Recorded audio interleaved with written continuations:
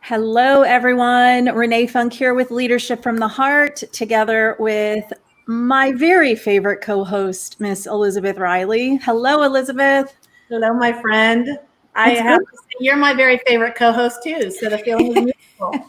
We can say that. That's right. Okay, so we first met our guest today through his speaking engagements at Inman, and I gotta say, I was so impressed. Tommy Choi with Weinberg Choi Residential in the Chicago market. Welcome, Tommy. Thanks for having me. I'm so grateful for both of you wanting to spend and give up 60 minutes of your time to learn more about myself. We're excited. We know you have so much to share, and you have such an amazing reputation that I think a lot of people are going to feel that the next 60 minutes or 45 to 60 minutes is going to be very, very good use of their time. I know I am. So thank you for being here. It's my pleasure. So as we kick off, Tommy, just a small question. Tell us about yourself. Well, let's see here. My cholesterol's gone up a little bit the last 90 days. So all I've been doing is eating frozen pizza at home. But no, I'm a lifelong Chicagoan. I'm first generation in this country and in Chicago.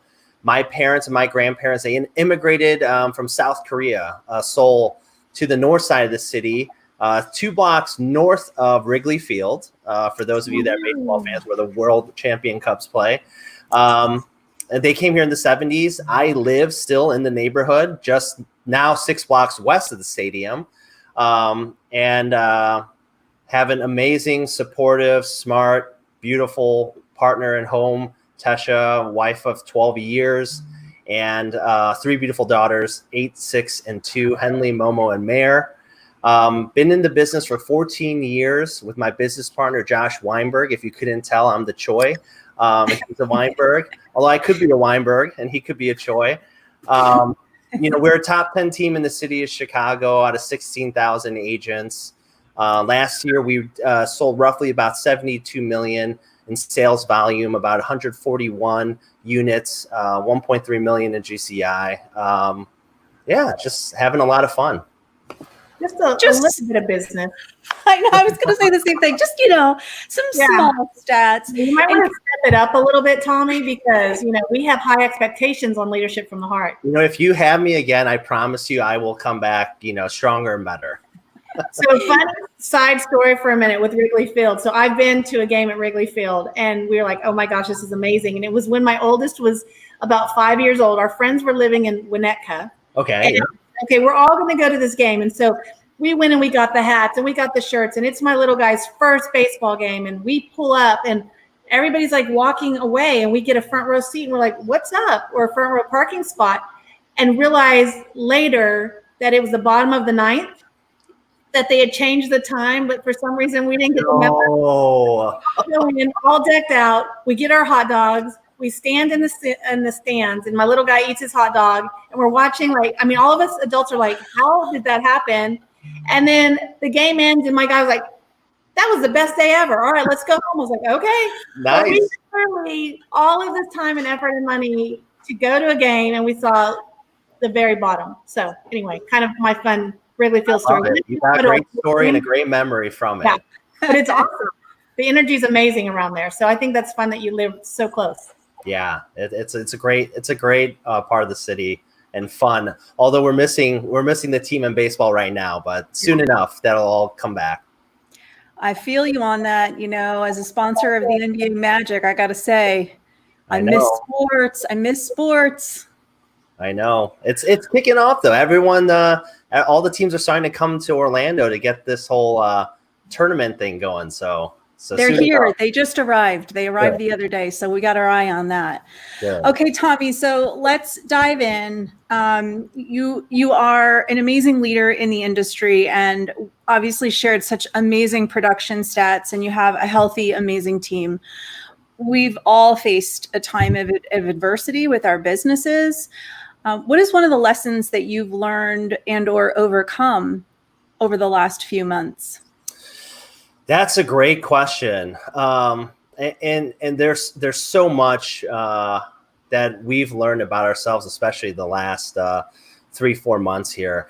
I think, the biggest lesson that also helped overcome the adversity we faced and it was more of a reminder of why having some sort of company culture, whether you're a team or a broker owner or whatnot, is so important. Because, culture is something that, Josh and I, we focus so much on our team and pouring into the people because, it's interesting because somewhere in the last, I think, 10 years with, the huge boom in tech world and startup, this idea of company culture got lost in translation, and people, especially, the younger generation, start to understand culture as having a keg in your office or having like, some like Papa Shot games and things like that. But really, culture is something you can't see or touch, right? It's something that you feel. And during this time, the biggest adversity we felt, right, is the unknown. And even though we've been through recessions and shifts and changes before, it doesn't make it any easier when you're in the moment. The stuff that keeps us up at night is not so much our personal, finances or production or anything like that. It's our team and the people we care most about, and making sure that they're able to put food on the table, making sure that they're able to still have a career that they want. And so even if, for us building and preparing for things like this and having enough reserve, I think the biggest thing, especially because the last 90 days, there's been so much amazing content out there through webinars and Zooms and whatnot. And you see all these rainmakers talk about what they're doing. But I think the important thing to know is, especially if you're new to industry, I still worry, right? I still am scared at times. And so, those things that keep us up at night, making sure our team is going to still succeed and they can still provide for their families, right? Even though we have deep reserves, it still makes you wonder, maybe I need to have 2 years worth of reserves, right? Ridiculous questions and thoughts like that. But then the reminder of company culture, why that's so important, shows up in those times of adversity. And for us, it was getting phone calls from our team members and saying, hey, I can't even imagine the amount of pressure and the weight that's on your shoulders with what's going on right now. I just want you to know, Tommy, Josh, if you need me to take like a haircut on my salary, take a temporary step back, I'm willing to do it for the team, right? Wow. I still get goosebumps and a little emotional thinking about that because you don't expect that. But then that's the company culture pouring into people, coming back tenfold to you and saying, listen, it's not about me, it's about us as an organization. And I'd say that adversity we face of the unknown and being a little bit worried of what does this mean, even though we are put together and we're a top 10 team, doesn't mean that we're bulletproof. And for the team to come back and step up and extend the hand to the leaders, right? That shows not only is the culture working, but two, right? The heart of being a leader is uplifting others and setting them up for success. And now the roles have turned where they're pulling us up, right? That's the beauty in what we learned in the last 90, 120 days. Wow. That's a lot. Powerful. And it shows how real you are, right? Because perception is such a big thing right now. But when your team is reaching out to you and you're experiencing the culture that you guys have set out to create, not really understanding what you've created, right? And it shows that you're human and you're real and you're experiencing these things, and you still have the same fears that everybody else on your team and outside would as well. So it speaks volumes to what you guys have accomplished in your market. Yeah, no, thank you. Yeah, it truly makes a difference. And that's, we're big picture, right?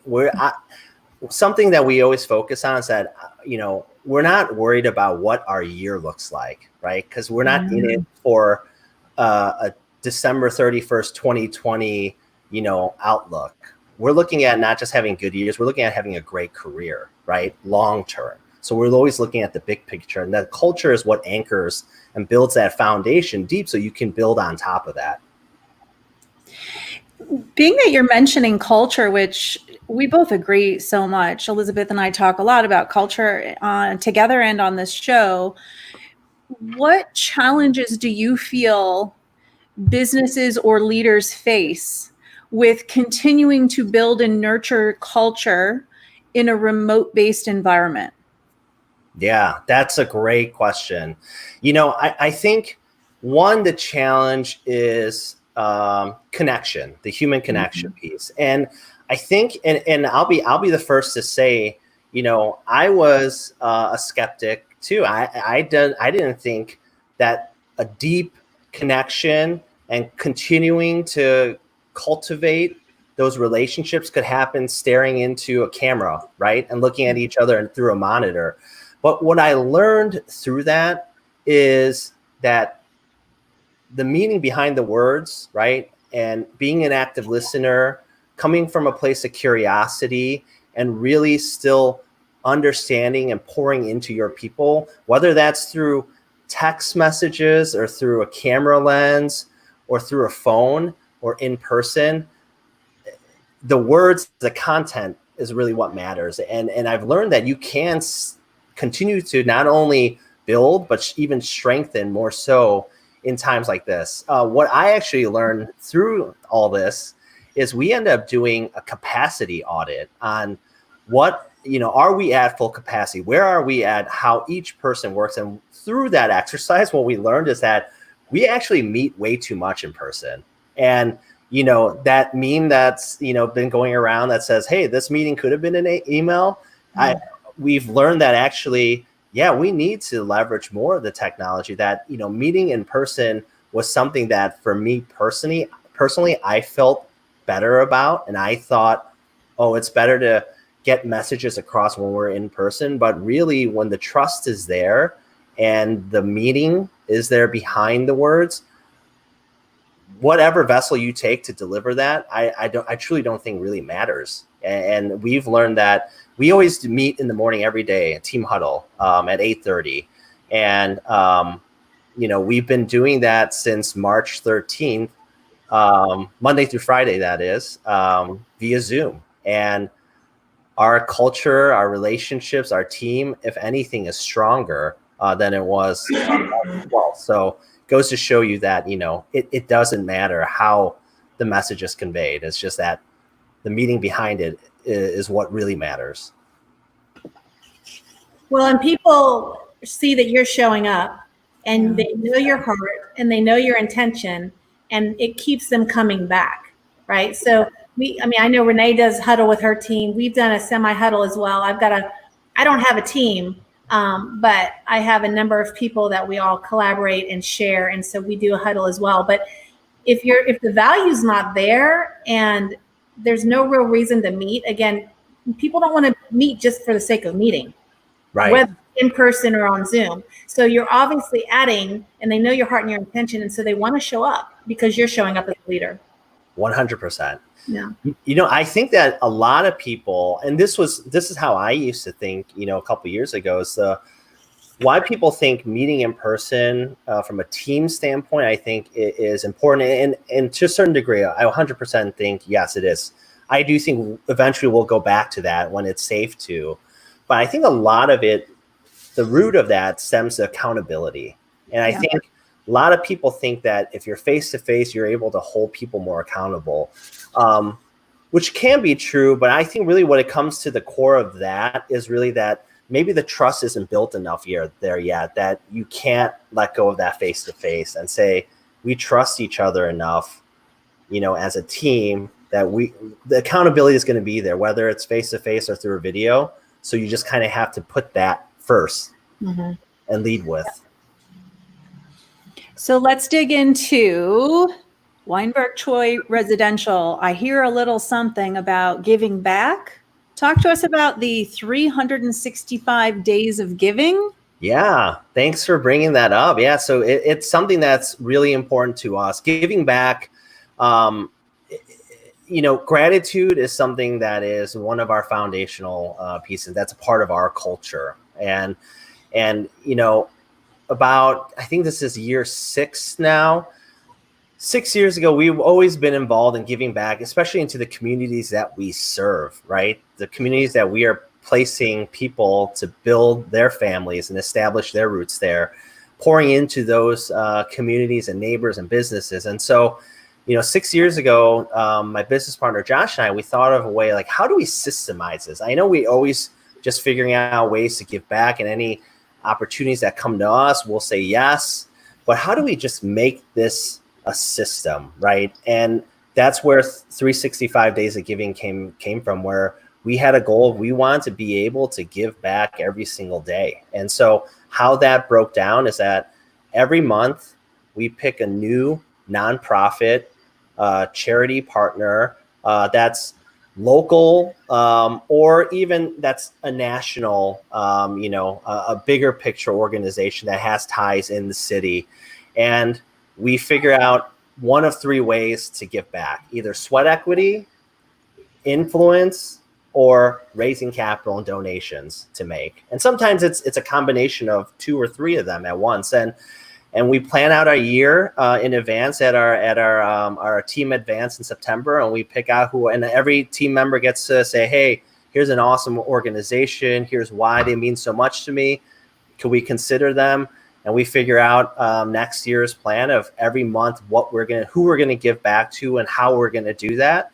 And the beauty in this too is not only does it fill our personal bucket to be able to pour into the communities and these awesome nonprofits, and a lot of the times we're picking local nonprofits that are still very grassroots, where the dollars are truly one-to-one impact, right? 100%.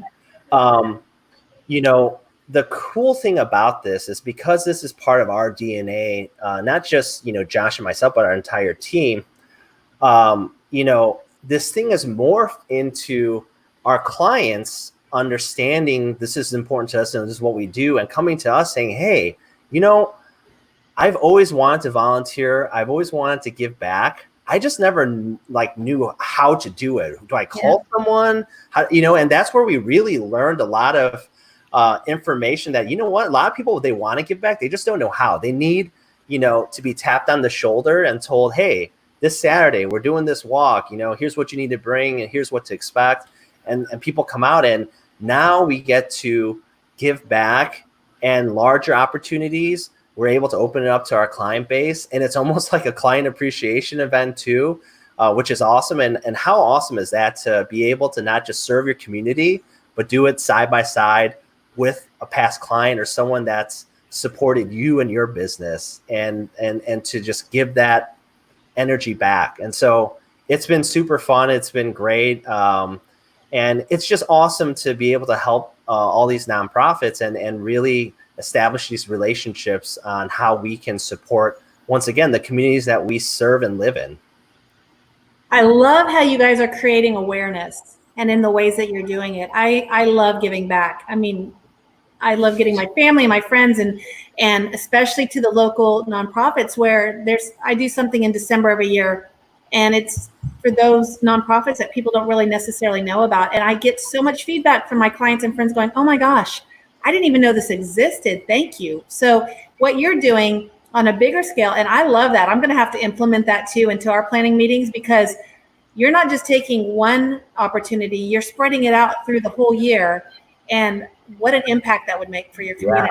Yeah. Creating that awareness amongst your sphere and your clients just gives them even more reason and desire to work with you and continue supporting you.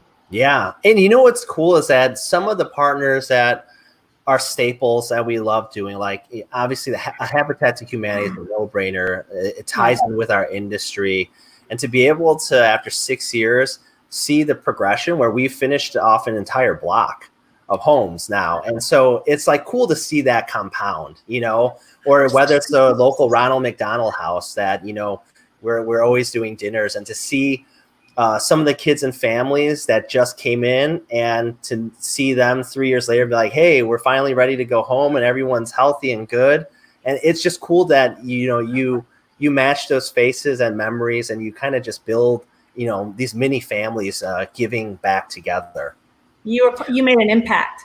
Yeah. Yeah.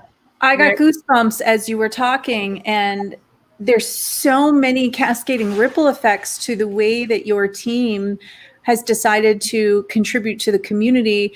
The other really neat element, going back to our conversation with culture, is by involving your team and having them be able to suggest charities that are important to them. Well, that then you hear them, you're including them, because oftentimes, sometimes it may be a charity that's near and dear to my heart, but we all have charities that are near and dear to our heart. So I love that you've just cascaded positivity in so many different ways. That has a ripple effect that is long lasting. That's very cool. Thank you. Very cool. So in the community, you're obviously very involved. But in the real estate industry, you're very involved as well. So you've served on many boards, in many committee positions. Talk a little bit about that. I know you were CAR's first Korean American president. You give back to your professional community every day. What are some of your favorite roles that you've had, and why is giving back professionally so important to you? Yeah, I'll tell you what, it's a question I get, and I'm a very competitive person. And for me, how I equate my competitiveness, it's never against someone or anyone else. It's against myself. And I have this fire that's always burning. And for me to keep that fire going, I look for little motivational pieces, right, where I can put a log on that to go in. And that's something that actually it hits a nerve, because during my journey and my come up, people would always ask me, like, why are you so involved with the industry and the association? Why don't you just focus on selling more, right?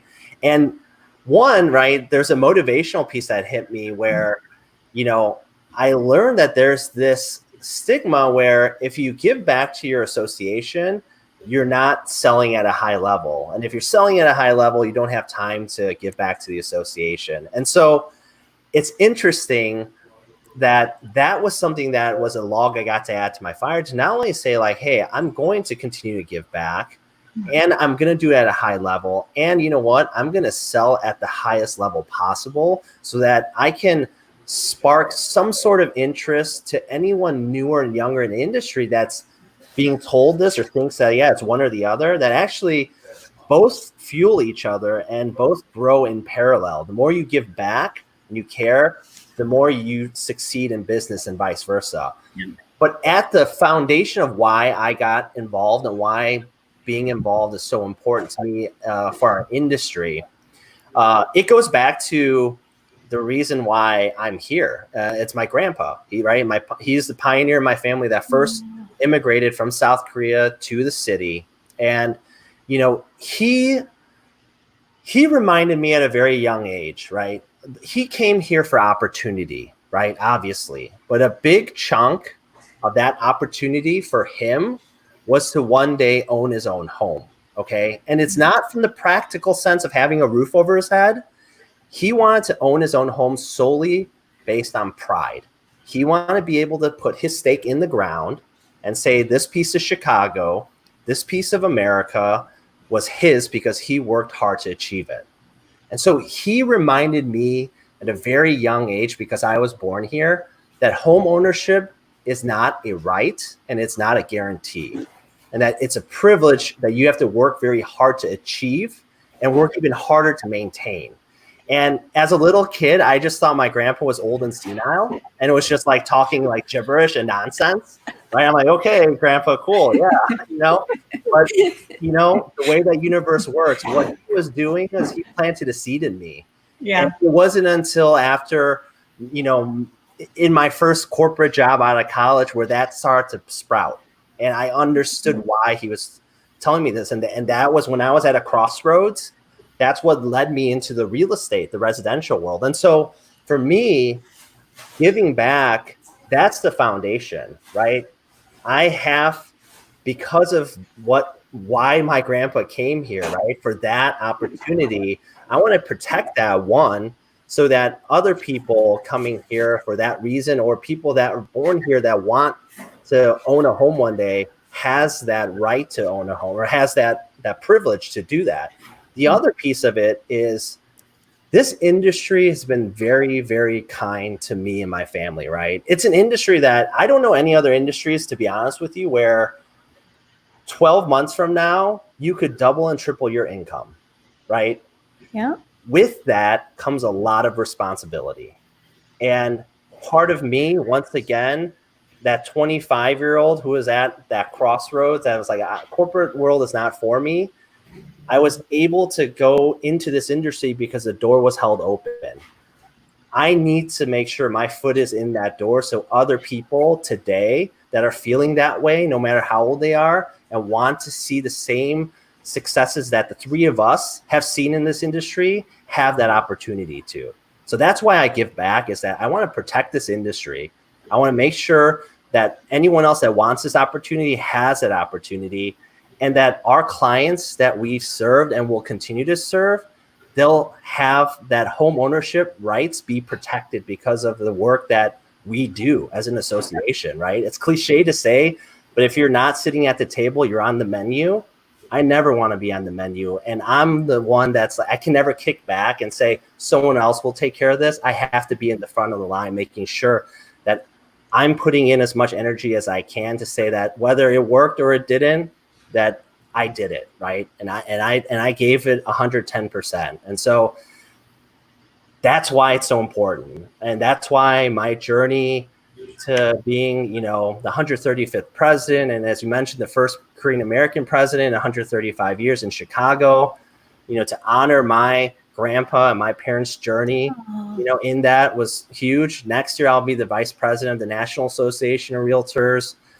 So I'm super excited for that. So, it's just constantly, once again, coming from a place of gratitude and knowing how grateful I am for this industry and what it's provided for me, and making sure that that platform is protected so others can experience it, and people like us that are already experiencing it can still continue to grow that experience. Well, before we got started, you said, we were talking a little bit, and you said, well, I'm going to change your mind on getting more involved in your association, because I'm involved in a million different things. That's just not one avenue. All right. You were successful. I will work on that, Tommy. Baby steps. Elizabeth, now you see my list, and I'll blame you, but I'll do it. Renee?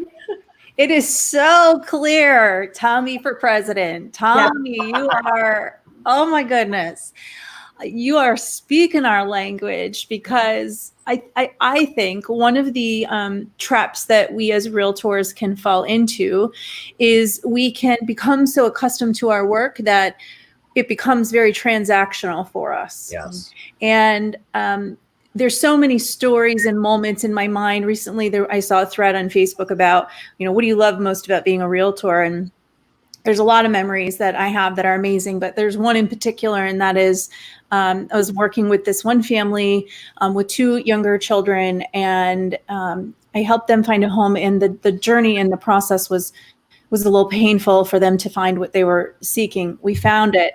And the moment that I was at the home, after they closed, to hand him the keys, the little boy, who was about 3 years old, he looked up to me with his big eyes and he said, "Can we go in our house now?" And he just ran in and he yelled with his hands in the air, "I'm home." And to this day, when I think about that moment, that's what it's about. That's what we do. And what a privilege. What a privilege. So when the way you're sharing your story, it gets me teary-eyed, because I just feel, I can feel it, what you're sharing. It's so important to love what you do. And it is an incredible opportunity and responsibility. Yeah. You're spot on. I'm thinking of your grandfather this whole time as you're telling this, and what he must think, right? Yeah. How much pride he has in his grandson, that from such a young age, the struggles and the challenges that he faced coming to this country, right, for opportunity, and then to see how you've grown and what you've done with that little bit of information. He's got to be beaming with pride.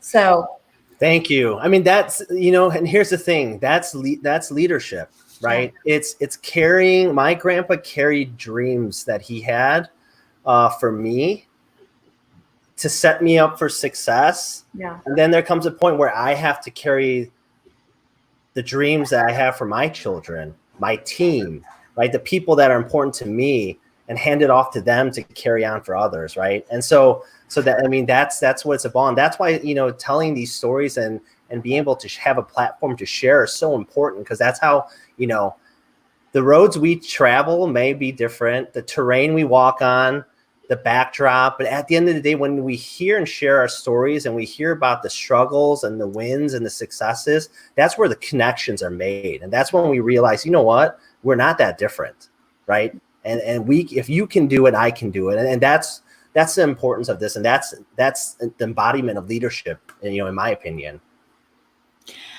What advice would you share with the real estate leaders of tomorrow?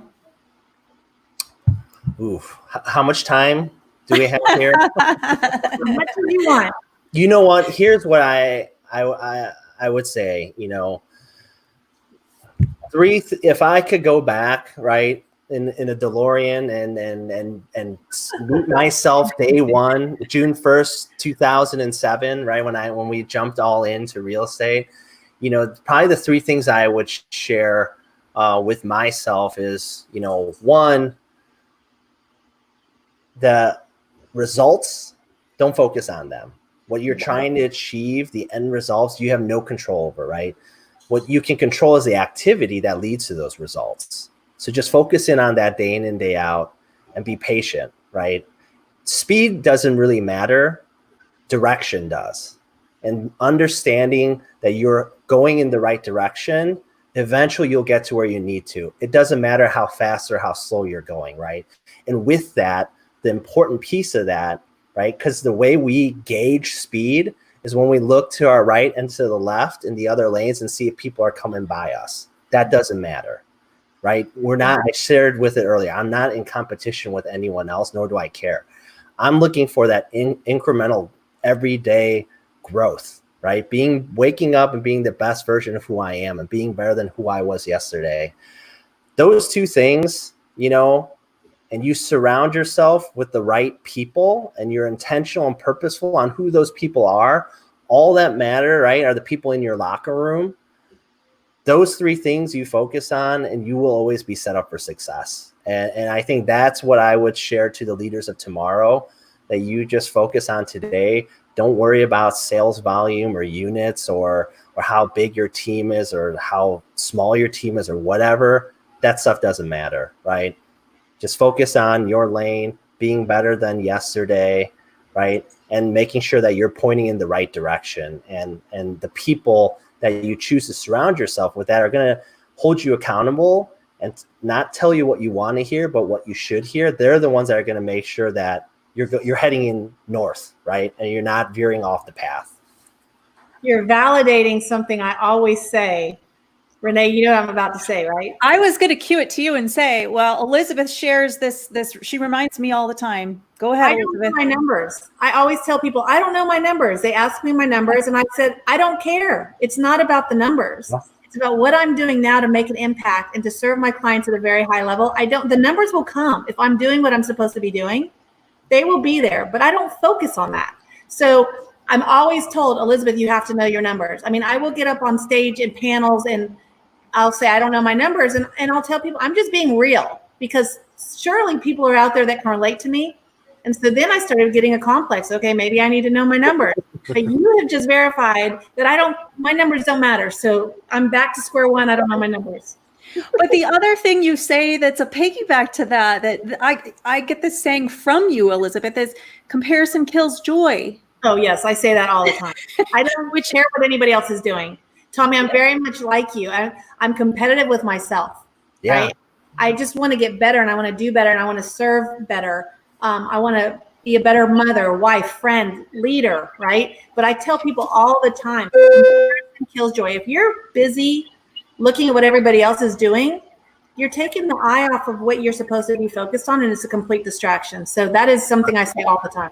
That's the thing. And that's, I think, why our industry is so challenging. It might be easy to get into But there's a reason why, there's a lot of turnover, and part of it is the distraction piece, right? We work in one of the most transparent industries where we can all look up how much someone we sold, and we can compute how much we're making. And then we can sit there and then pout about, well, I'm better than him, or I'm better than her. How come, he or she's making more? But in that moment, you're standing still and there's no movement, right? And that's where people get caught up in this comparison game. And to your point, it kills joy, right? And that's where I think people exit out of the industry, where you just focus on that activity, the day-to-day growth, and you'll end up, in a place that you want to be and you intended to be in. Yeah. You were on a podcast that I was listening to, and one of the things that you were talking about I found to be quite interesting and very important for really anyone in business, but I hear this all the time from our fellow realtors. What are your thoughts when someone asks you, how do you have time to do it all, Tommy? Yes, that's one of my favorite questions. And this idea of like work-life balance, I don't buy into that, because I don't think there's a balance. It's just called life, because you have to work in order to live. So with that, right, people be like, oh, time management and all this. And that's another thing I don't buy into. You cannot manage time, right? I cannot say, Renee, Elizabeth, let's stop the clock right now. Let's tell time to stop and let's go watch the Avengers for 3 hours. And then when the movie's done, we'll tell time we're ready to move forward, right? Time is constant. It's moving whether we want it or not.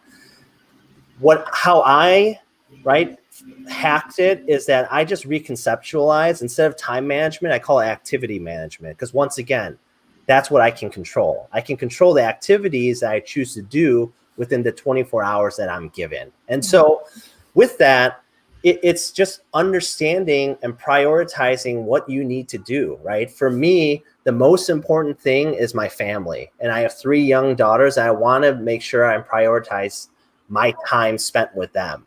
And so I know that means for me, I have to win my day before noon, right? If I don't get what I need to get done, that's the most important thing before lunchtime, I know that night when I go to bed, I'm going to have regret, thinking like, this was not a great productive day for me, right? So it's just auditing and managing the activity that you choose to control yourself to do. And it's cliche, right? We all talk about it, but the time blocking, it's so important. And for me, my calendar, it's interesting because so many people get into this industry because they're like, oh, every day is going to be different. I always say the outcome and the things we have to deal with are different, but really every day should be the same as far as what you plan to do. It's actually pretty boring, right? The fun in it is that you just don't know when the person picks up the other phone what they're going to say and the conversations you're going to have. But it has to be very predictable so that I can be able to prioritize the most important thing, and that's family.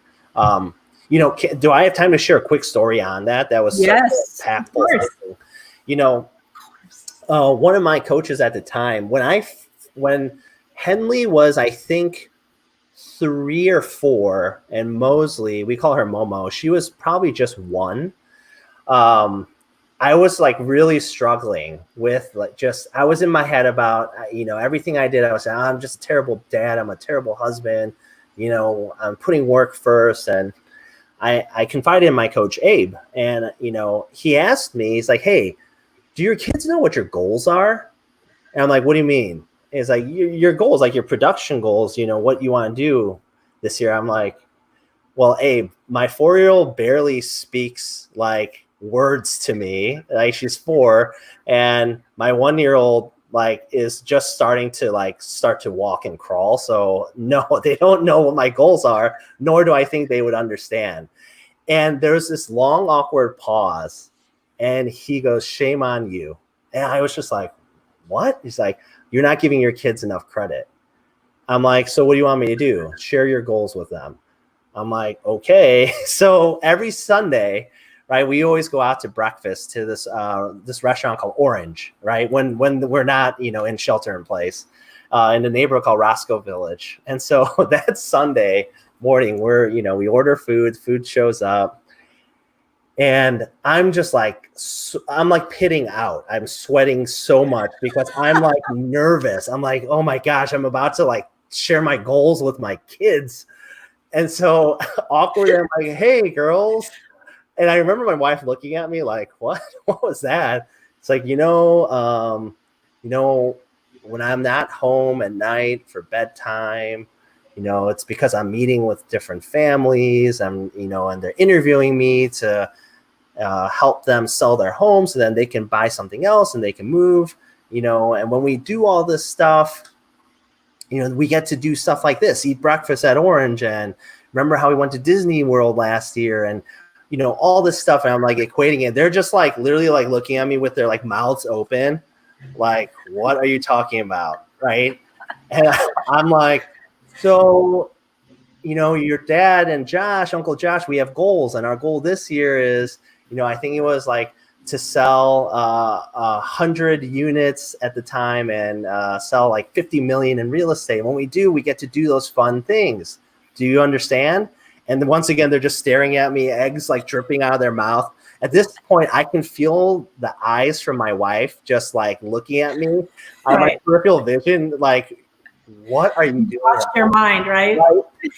So I'm like, at this point, I'm like, gosh, I knew it. I can't wait to call Abe and tell him I told you so. This is the dumbest thing I could have done.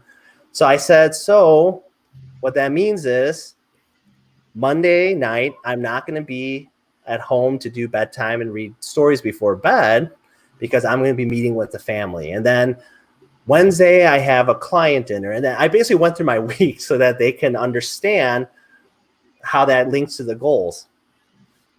No reaction, nothing. I'm just like, this is dumb, right? Fast forward. So every morning, that's one thing I time block is that I have breakfast. I make the girls breakfast and I walk them to school. At that point, they weren't going to school yet. But Tuesday, fast forward to that Tuesday morning, I'm making breakfast and I'm making eggs. And Henley, my 4-year-old at the time, comes downstairs. And she goes, hi, Appa. Appa is what is dad in Korean. And she goes, did you get the listing? And I'm like, what? And she's like, you met with that family last night, right? That's why you weren't here for bedtime. And literally, I'm ugly face crying, scrambling eggs, right? And that fast forward that next, after I leave, I drop my wife Tesha off at the train stop so she can go into the city. And I said, Tesha, you'll never guess what happened.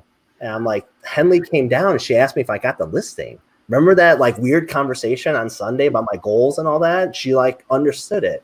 And Tesha was like, wow, I can't believe that. And here's like the extra credit bonus lesson in this. Tesha, my wife, goes, you know what is crazy is that when you were sharing what your week looked like, that was the first time I ever knew ahead of time what your schedule was. Because typically it's like 6 o'clock. Yeah. Me, are you home for dinner tonight? ? And it's me going, oh, I got a listing appointment, right? And at that moment, I realized, oh my gosh, like what? Like I haven't even been sharing like that and communicating that enough. And needless to say, right now, time block Sunday mornings at 9 o'clock is family meeting, and now everybody goes around the table and we share what our goals are and what our week looks like. Even my now 5-year-old will say, like, I have a play date with Lily on Tuesday. We're riding bikes on Wednesday, right? And so we're now communicating more. And one, it 100% saved my marriage because now, right, there's no surprises. And two, my kids, before were linking me being away for work as a negative thing, work being a bad thing because it takes dad away, to now they understand the goals and what we get to do. And now they're like behind me and they're holding me accountable, asking me like what our deal count is for the year and all this. So it's amazing. And so that's something that I always empower people to do, that especially that have children, is that you have to communicate what their goals are. And you have to understand that kids are really smart and they'll understand and they'll make that connection. When you shared this with your coach, what was the reaction? Oh, it's like, I told you so. Yeah. You know, it's just like, listen, there's the reason why you pay me money to give you this advice. What every good coach will say, right? I told you so. That is so awesome. I love stories like that. Yeah, my kids it's a family business. Renee's as well. This is what they're used to. They know that mom, well, in Renee's case, mom and dad, are meeting with clients, and it allows us to do different things and empowers them as well. But they're learning. I mean, my kids are learning to be quite the negotiators. And I'm like, where did you learn that? And they're like, from you. I'm like, okay, this might not work out so well, but they're watching. They're always watching us and they're learning from us. It's fascinating. Yeah. That's a really great story. And it put me in mind of one of our guests on Leadership from the Heart couple months ago, Avni Desai. She chairs a local organization for charity here called 100 Women Strong. She shared a tip with me that was really great. So as your kids continue to get older, she sits down with her kids as the school year schedule comes out and talks about all of the events that go on. For those who travel, for example, a lot, and I'm obviously in a different world without a pandemic, there would be times when, as parents, I would miss an event at school because I was traveling. Right. And so she sits down with her older children and she would say, here's the events. What are the must attend events that you absolutely want to make sure I'm at? And they have a conversation laying out the whole year. So I love what you're doing, not only for the obvious, because it's so healthy for the family overall, but I love that you're including the kids. Yeah. That's, I hadn't thought of it that way. And on a micro basis too, Tommy. Yeah. Yeah. I mean, I always say my family, the kids and my wife, they're my board of directors, right? That they're who I'm held accountable to. And so they're stakeholders in everything I do and what we do together. So yeah, it's been such a game changer, doing that. Well, this is your hot seat question. Oh boy. Are you ready? I'm ready. Because I am. Wait, what did you say for this one? Didn't you say something earlier about pit sweat or something? Yes, I was putting out at breakfast. Okay, don't do that. It's not that serious. Well, it's serious, but it's not that scary. Tommy, what does leadership from the heart mean to you? That's a great question. I would say leadership from the heart, for me, it revolves around this word called legacy, right? It's not just personal legacy, but building and supporting a legacy of the people you're leading. Just like I said earlier, right? How my grandpa carried these dreams that he had to pass along to me so that I can do the same for the people that, care the most about me. For me, leadership is setting those people up for success and making sure that they're able to leave the legacy they want, right? Whether that's carving out a career path, whether that's helping them achieve personal and business goals, right? It's wanting to see success through others. And for me, leadership from the heart, that's what it's about. That's the ROI, is seeing other people celebrate and the successes and seeing them achieve what they want to achieve. That's the return on my investment. It's not about bottom lines or what a P&L statement shows and profitability and revenue. It's about, are they achieving their goals? And what that does in return, right, is that the bigger that you're able to support in those people and the people, whether it's your team, the people surround yourself in their legacies, right, the bigger that they think, that pushes you as a leader. You have to think even bigger to be able to fit those huge worlds into your world, right? And that's where the growth happens. And that's what leadership from the heart means to me, is that you genuinely care about these people, that you want to see that success. And through that success, right, you see that return on your investment and you get to celebrate, which ends up helping establish and build your legacy. Wow. I knew you were going to deliver big on that one. I'm sweating enough right now. But. Elizabeth. I'm so blessed to get to know you. I didn't know you like Renee knew you before. And I was so looking forward to this conversation for so many other reasons.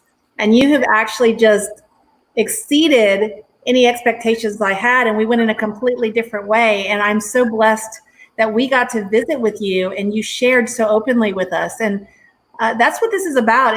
It's learning from others. We're all leaders in our own way, but we can always learn and grow and build and be better leaders. Yes. Again, it's not a competition. It's growing and being better in our own way, right? That makes us better in our families, in our community. And you've shown up in a big way, and I'm so appreciative. Thank you. That means a lot. And I'm grateful for both of you allowing me to share. We love it. And well, actually, I think we're going to see each other again on August 4th, right? Yes, Inman Connect now, Tommy? I know. Now I have like a shot clock to make sure that I can build like a studio. So I like look, as good as you do. You have to call Jeff. Just call Jeff. I'll connect the two of you. He'll give you the download on the studio. Tommy. Phil. So good luck on that, Tommy. Yeah, I'll be we adore you. Well, you are welcome back anytime. You're amazing. Thank you for all you do to lift up the industry. Thank you for caring and pouring into others. We appreciate you. Thank you so much for having me. Have a great day. Thank you. Bye, guys.